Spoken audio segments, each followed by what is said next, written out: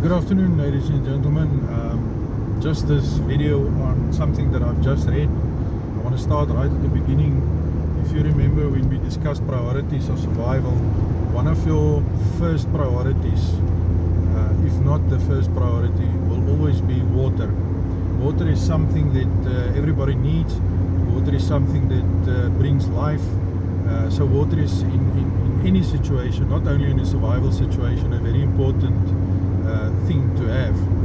Now it is with this in mind that I've read an article just now, not too long ago, on one of the social media, or on Chrome, when I was looking to do some research on something else.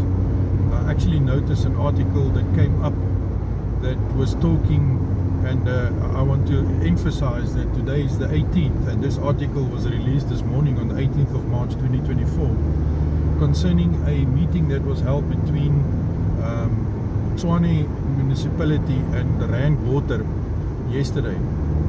During this meeting, it was actually discussed that there's a looming water crisis on the way. Now that has got to make you concerned with the future, or the short-term future of the area.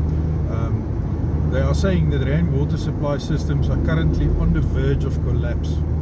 That statement was made pertinently in the article, and that to me is a very, very big concern, because water, like I said, is life, and if we do not have the ability to get water to our taps, that's a big concern. They are saying that in that article that water's storage capacity is only up to 30%. In other words, they're only operating at 30% of their capacity currently, which to me, once again, is a very concerning thing. If I don't have water in my house, we've got problems. That's all I'm going to say. They say in that article specifically that water usage is way above the agreed upon rates of use. Now, yeah, that speaks for itself. If our water is under such big pressure, I am really concerned. And then if they went on saying that the 3 areas, or the 4 areas that is affected, it's 3 areas that is affected by this problem is Tshwane municipality, Joburg, and Ekurhuleni municipality.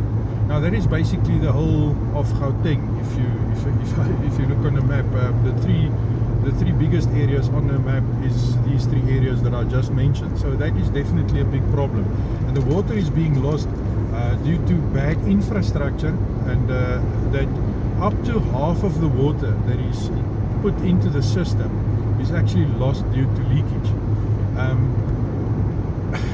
Guys, I cannot emphasize more that this is a very concerning statement. This is a very concerning article that I've read, and I will put it up on my Facebook page if I can find it again, just to confirm that this is it's not something that was sucked out of thin air or something like that. This is a legitimate article, and it is a concern. Like I said in the beginning of the video, water is life. Without water, we've got a humongous problem. So that to me is a big concern. Now the question is, as a prepper, what can you do? I'm just going to tell you what I've got in place and what I'm currently doing to assist with preparing for a water crisis. But I have to admit that looking at what this article states is that this will not be a short-term water shortage. It's not going to be a couple of days without water type of scenario. If they're talking about implementing water usage or water limits, that's going to be a problem. So that's definitely not a short-term problem that we're looking at. We're looking at a long-term problem. So what I've currently got in place, and I'm just informing you so that you can think about these things. We will have to think outside the box. We will have to come up with alternatives and other solutions as well. This will not be the alpha and omega solutions. There will definitely have to be some other solutions as well. But what I've currently got is that I've got a few quite a few 5 liter and 10 liter water that I bought and is storing to have available. But once again, that's a short-term solution. A longer-term solution is a 260 liter water tank that I've got that is full of water, and I am going to link that to a water catchment system, which is probably a longer solution but not a long-term solution. It will give me a couple of extra days if it rains. Current weather conditions doesn't look good for rain. It's quite dry and hot, and that's one of the problems, or part of the problem, why water usage has gone up, is because of the heat wave that we've been experiencing. Not really a heat wave, but the high temperatures that we've been experiencing for the last couple of days. So yeah, that's the shorter term or a medium term plan. And then the long term plan, yeah, I don't know. It's not like you can produce water out of thin air. Apparently that is possible with the article that I read, where somebody said that they can produce water out of thin air even in the desert, but that's still to be proven. But the fact of the matter is that we are faced with a water crisis and a water shortage.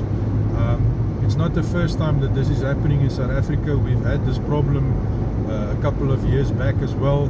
I remember quite a few severe droughts, and yeah, so we will definitely have to start looking at, first of all, reducing our water usage, and then having some water available for a medium term to a longer term solution. Now, like I said, I've got my planning that will at least help me in the medium term and the shorter term.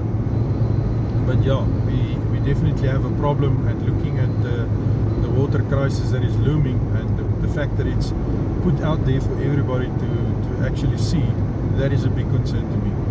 Just a footnote on this whole water crisis thing, I've heard that quite a few people have already made the statement that they can see that the water crisis and the shortage of water can be the spark in the proverbial ammo case that can set everything off as far as chaos is concerned in South Africa. Now, taking that into consideration and what this article is telling us, yeah, that's definitely a big problem that's on the way, and that is looming in the near future. So yeah, once again, start thinking outside the box. Start making sure that you are prepared to deal with the crisis as to the best of your abilities, and try to start thinking of alternative plans for water, because water is definitely going to be a problem. The water is definitely going to be a challenge, and you need water. That is one of the probably the first 4 top priorities. If I have to put my first 4 priorities, it would be medical, shelter, water and food. So that is definitely very high on the list, and we have to take this seriously. So yeah, look at what you can do, look at how you can prepare, and in the comments, if you've got a few good ideas, drop them as there as well, so that we can all learn from what you can contribute to us. Nobody can claim that they've got all the answers, so yeah, let's look at helping each other and making plans together and sharing plans on the forum.